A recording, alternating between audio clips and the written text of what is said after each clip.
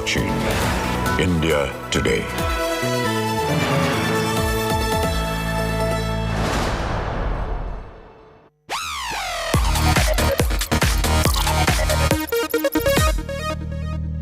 On the show this week, we're testing whether you can use your iPhone as your only action camera. Does that mean bye-bye GoPro and your gimbals? That's what we're going to tell you on Tech Today. Also, festive season is here. Which wearable should you buy? Which ecosystem should you invest in?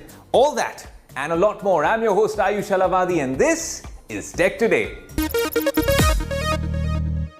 So much is said every year about the iPhone 14 and its camera upgrades. This year, all the way from the iPhone 14 to the Pro Max, which I have on this neat little rig, and I'll tell you why, have newer camera sensors, better low-light photography, improved cinematic mode, but there's a new feature which is called Action Mode. It's a small toggle in the camera app, and you can shoot a lot more stabilized video, smooth, buttery video if you're running, jogging, on the move.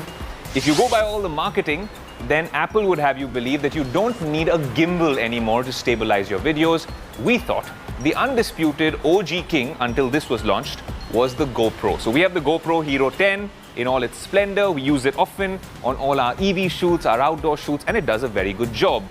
But then with its computational photography and all the tech in this new age chipset and the top of the line, one of the best video cameras on a smartphone, can it match up to a GoPro? We are going to put both of them through their paces, put me also to my paces and really go for a nice little jog and find out which one comes out on top. So stay tuned. At the end of this, you're going to know which one is the better buy for a travel adventure camera.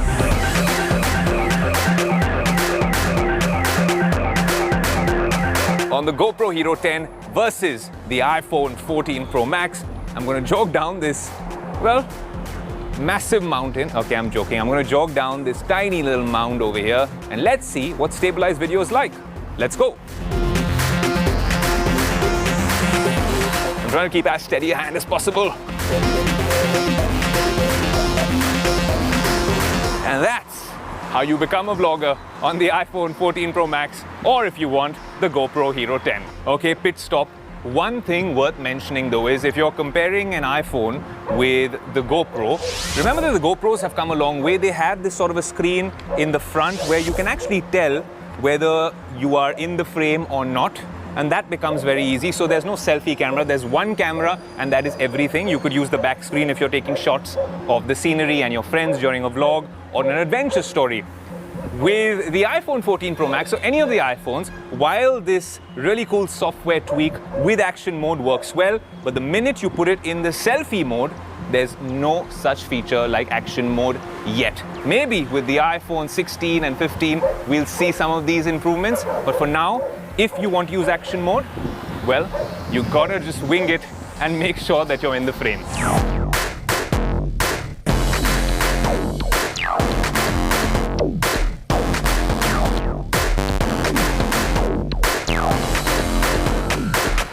Well, I'm absolutely stumped by both these devices. Obviously, the GoPro's been doing this for years for adventure, travel, sort of photography and videos, surfers, guys doing this on parachutes, paragliding, skydiving, all that kind of stuff. The GoPro does a fairly decent job.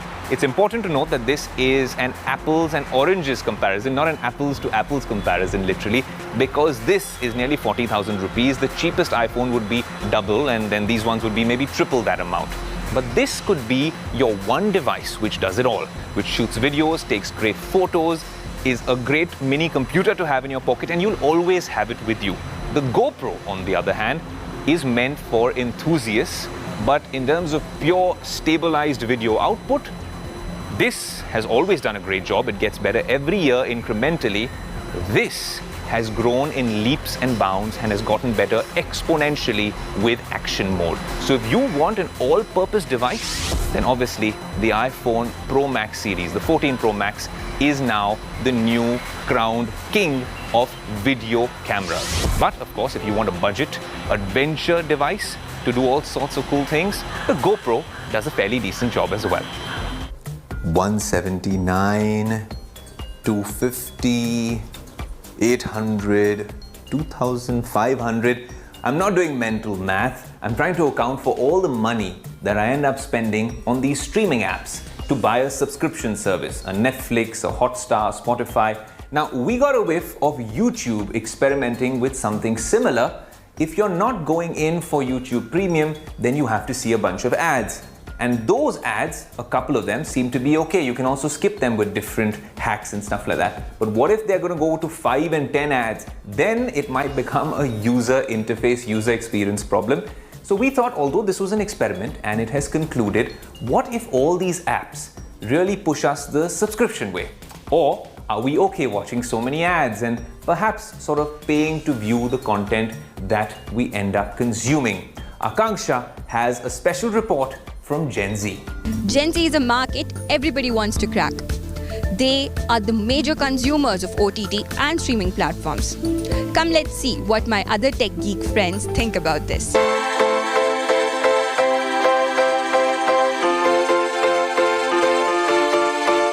Do you pay for subscription on YouTube? What about other OTT platforms? What else is the plus point of subscribing for a subscription? Maybe say on YouTube. I do pay for all my OTT platforms that I use because I don't like ads at all.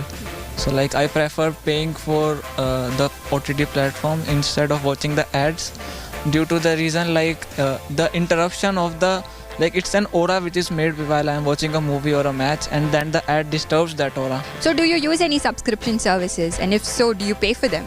No, actually I don't use any subscription services and I don't pay for them. I actually use modded apps for different kinds of services. Like for YouTube I used YouTube Vanced, and for Spotify I used X Manager. Well, yes, currently I have subscriptions of Spotify and Amazon Prime because I could have chosen mod versions, but since we all know that these mod versions are very harmful for our mobile phones, so that's why I would prefer buying subscription rather than taking mod versions. So Vikrant here says that he would pay for a subscription because with a subscription he would get access to premium content and the quality of the content is also better.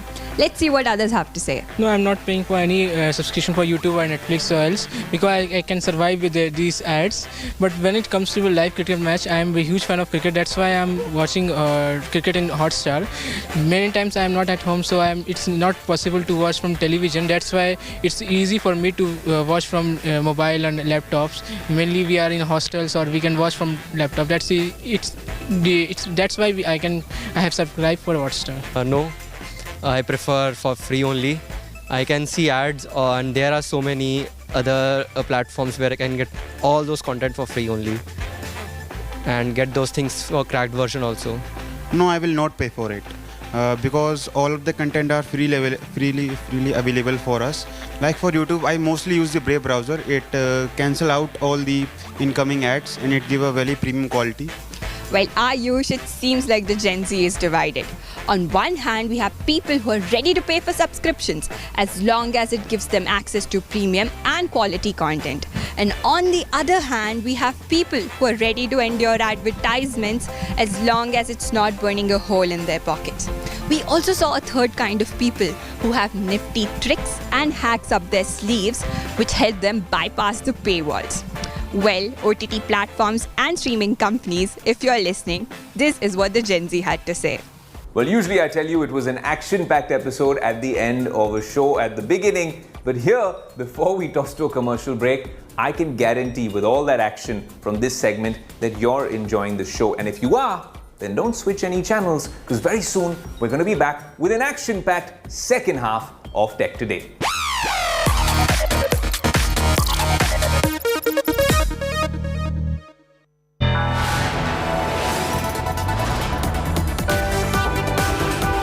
You are watching India Today.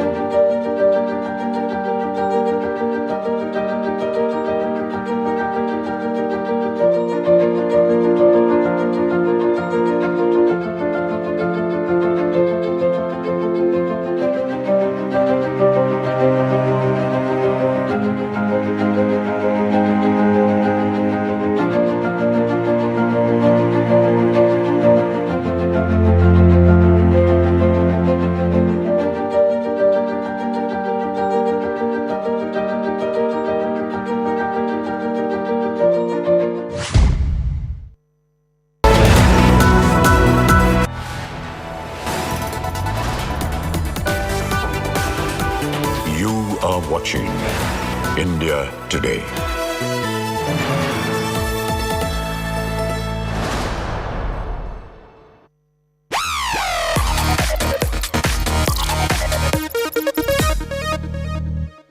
Welcome back to Tech Today. I'm your host Aayush Ailawadi, and now for the big reveal. I have with me the Apple Watch, the brand new Series 8. Series 7, boss.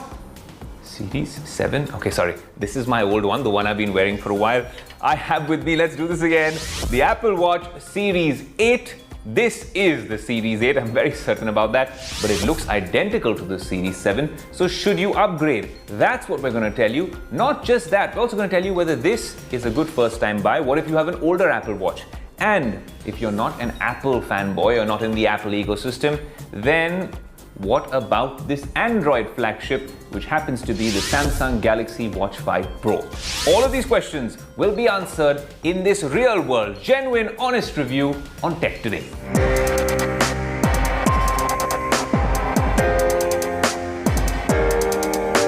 Now, 2022 has been an interesting year for Apple Watches because we haven't got one or two new launches. This year, we now have three types of Apple Watches. Of course, there's the economical SE, which comes without all the bells and whistles of the Series 8, which in any other year would have been their flagship. But now there's a far more expensive and advanced, rugged outdoor build sort of a watch called the Apple Watch Ultra, which you got to stay tuned to Business Today's social media handles, and of course everywhere that you actually watch Tech Today is where we'll be covering the Ultra in all its splendor. Now, when it comes to the Apple Watch, it's interesting because there's a new S8 chip powering this watch, which supports a bunch of new sensors. Advanced health and fitness tracking is what the Apple Watch is all about, and it's been absolutely stellar over the years. I'll get to whether you should upgrade or invest in this in a bit, but when we're talking about the new S8 chip, it's not very different from the S7 chip. But it now comes with support for an improved accelerometer, gyroscope. It comes with crash detection. That's when it's needed. And of course, it also comes with body temperature sensors. There's a couple of them on the new Apple Watch Series 8, but Apple's watch to body temperature monitoring is very different from you just putting a thermometer on and understanding whether you have a fever or not. This is more long-term. In fact, I haven't even been able to log my body temperature on this because it gives you a median sort of a temperature if you wear the Apple Watch in a particular cinema mode or sleep mode for 5 consecutive nights. It then gives you this sort of an average temperature, and over time it tells you how much you deviate from that temperature. So if your temperature was 98.4 and it goes up to 99, you'll know that over time. It's not on the spot. It's a lot more like how the Oura Ring perhaps approaches body temperature sensing. But it also comes with crash detection, which honestly, I love my job and I can go to the moon and back for this particular job. It's a dream job that I have on Tech Today. But the fact of the matter is I can't test crash detection. To do that, well, we gotta hope that Apple's algorithm is spot on, because it could be a safety feature which we didn't know we all needed. Of course, the new Apple Watch Series 8 comes with a low power mode. But does that mean it gets across the finish line? Look, if you want the Apple Watch and you really like the way it feels and looks on your wrist, then you have to charge it at least once a day. It's not like the Garmin's and the other trackers out there which last for a few days. That could have been a lot more helpful, but we'll wait because the Apple Watch has so many more features which can be useful. A very accurate ECG recording app. A much welcome improvement to the Apple Watch lineup is the fact that you get much better metrics when you're talking about sleep monitoring. So maybe I don't have to use a third-party app. The Apple Watch does it all. When you're talking about taking the Apple Watch out for a workout, there's improvements made there as well. It's just about the layout and how they display your health metrics, especially heart rate zones when you start a workout on the Apple Watch Series 8. It's a lot more detailed, and if you're someone who wants a lot more data about health and fitness, then the Apple Watch Series 8 has that as well. So there's a bunch of new features, of course. So the real question is, if you have a Series 7, should you be upgrading to the Series 8? Well, the simple answer is no. The Series 7 is fantastic and has almost all the features of the Series 8, especially once you upgrade this to watchOS 9. Maybe even a Series 6 would be too soon for you to upgrade. Anything before that and you start looking at the Series 8, because with each year there have been incremental upgrades. Anything before the Watch 5, that's the Series 5, you must upgrade to the Series 8, because that's when you can see the real changes in Apple's ecosystem and how it becomes a lot more important. Now you get a Wi-Fi and a cellular option, several colors, all sorts of straps. Now there's no Nike watch. This is the Nike watch. You have all the Nike faces on this particular device, and the straps come along with it as well. So that's a welcome addition to the Apple Watch Series 8. You get the watch in two sizes, 41mm and 45mm. For me, and for most guys, 45mm is better, but if you like a more compact one, the smaller one works. Now the Series 8 is a very competent device, and like I said, if you have a watch older than the Series 5, then this is the watch you must upgrade to if you want to stay on in the Apple ecosystem, of course. But if you want to take things to the next level, maybe you're a surfer, an adventure hiker, or you're going scuba diving, then the real boss would be the Ultra, and that's something you might even want to upgrade from the Series 7 too. The other question now is the Galaxy Watch 5 Pro. Look, they're meant for two different ecosystems, but I'll tell you, in terms of just looking at them, initial impressions of both of them, the Watch 5 Pro has this circular design. So first of all, if you're ecosystem agnostic, what does that mean? Well, what I'm trying to say is, if you're not devoted to an Apple ecosystem, you don't have an iPhone and an iPad and a MacBook and all of that, and you're open to exploring all sorts of technology, then there's a bunch of other options in the Android world and in the non-Apple world. But if you are tied down to the Apple ecosystem, then this is the only option for you if you want to extract the most out of your wearable. But if you're not invested in the Apple ecosystem, then you must be looking at a bunch of other suitors, Garmin's, Fitbits. We've had all those devices on Tech Today. But I think the Samsung Galaxy Watch 5 Pro might be worth your money if you are a Samsung user. So it's very simple. If you are in the Android ecosystem, or you're open to other devices, and it just helps if you have a Samsung Galaxy device, maybe the Fold, maybe the Galaxy S22 Ultra, or even another Galaxy phone, that's when this watch will come in its own. So of course, this isn't an apples to apples comparison like I always say, but it's interesting that Samsung got together with Google, and of course with the acquisition of Fitbit, we expected the world from Samsung. This product is getting better and better. Hardware-wise, it has a bunch of sensors which are raring to go, but they haven't gotten a lot of those permissions in many countries. So blood pressure monitoring, body temperature, even ECG for that matter. But if you're investing your hard-earned money, this is a watch where every sensor seems to work. It's largely accurate, and we have put it through its paces. I have played football wearing this watch. I have done all sorts of weight training, strength training. I've gone swimming in the sea, and it has never failed on me. Neither has the 7 or the 8. So the Apple Watch is still one of the top smartwatches in the world. But if you're an adventure junkie, like I said, let's wait for the Ultra. Having said that, the Apple Watch Ultra is going to be quite expensive, nearly costing twice as much, 90,000 rupees or something like that. So it must be a very expensive proposition. The SE doesn't come with all the health and fitness tracking monitors that we need on an Apple Watch. The Ultra gets too expensive. This is the middle sibling which hits the sweet spot. That's what we think about the Apple Watch Series 8. So something we've learned using technology and data analytics is that you guys love a good tech hack. We noticed that in the first half of the show as well, when we came out to meet you, the Tech Today community. So we thought we'll give you a little festive surprise. If you're in the market for a new pen drive, or if you have an older pen drive which doesn't seem to be working, well, we might just have a solution for you. Have a look. We've got a lot of responses about some of the tech hacks that we've told you on the Tech Today show. And here is another one, because a lot of people are asking for more. Recently, I was going through some of my old pen drives because I needed one, and I figured out a lot of them, they don't work anymore. And they have good capacity in them, but I can't use them because the PC does not read these pen drives anymore. Now, here is a hack with which you can make any old pen drive accessible and usable once again, and you don't need to buy a new one for that. This is an 8 GB pen drive and I can't use it anymore. So what do? Of course, we connect it in. So you go to the search section and you put in CMD, which is command prompt, and run it as administrator.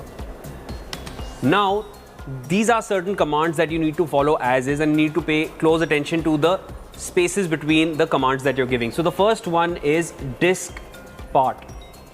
The next command is list space disk.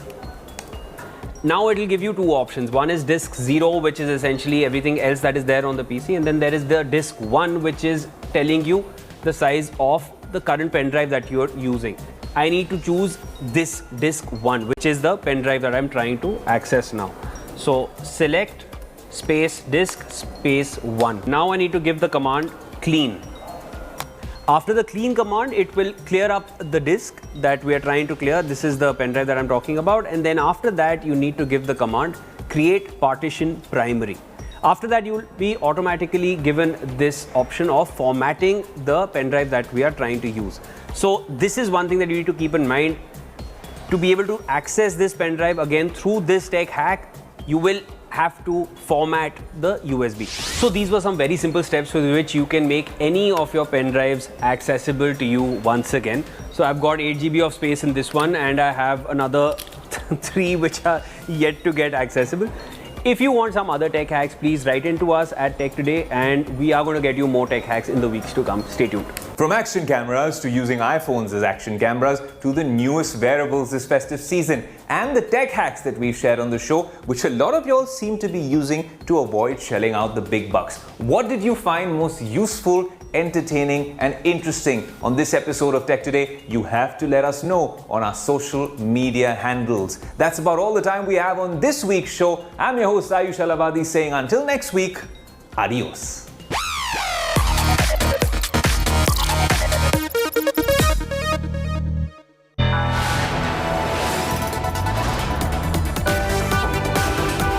You are watching India Today.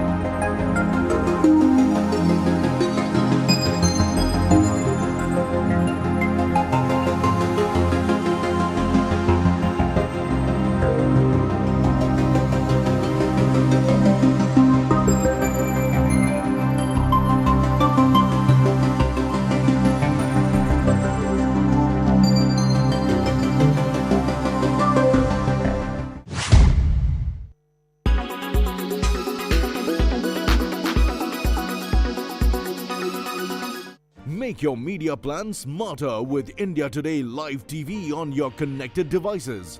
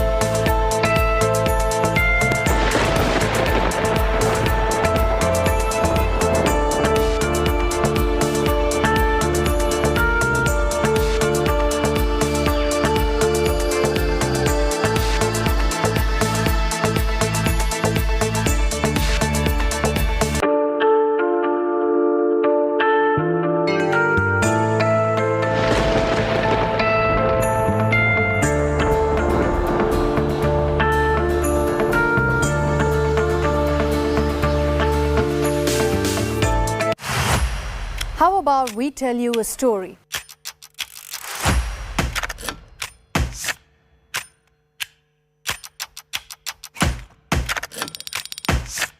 And like every story, this one too has two sides. So far, familiar script, right?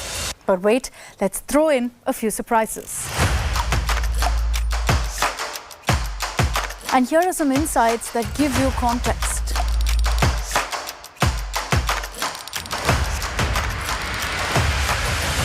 And the countdown has begun.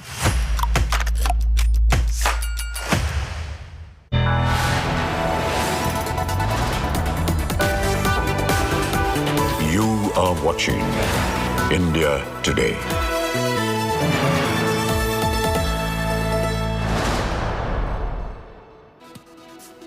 Hello, very good afternoon. You're watching India Today TV. I'm Sneha Mordani. Let's get you up to speed with the headlines in this edition first. India Today accesses sensational chats between Ankita and friend. Ankita reveals that she felt insecure. Uttarakhand top cop claims 19-year-old was pressurized to offer sex services. 6 days after going missing, body of 19-year-old Ankita Bhandari has been recovered from the Chilla Canal in Rishikesh. The resort of the accused has been bulldozed. Renaming of NTR University now explodes.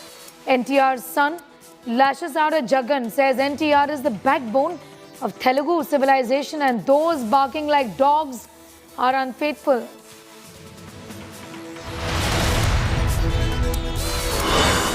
India's fiery response to Pakistan at the United Nations General Assembly says Pakistan is shielding terrorists and Pakistan Prime Minister is misusing the platform to spread fake accusations. It is regrettable that the Prime Minister of Pakistan has chosen the platform of this August Assembly to make false accusations against India. He has done so to obfuscate misdeeds in his own country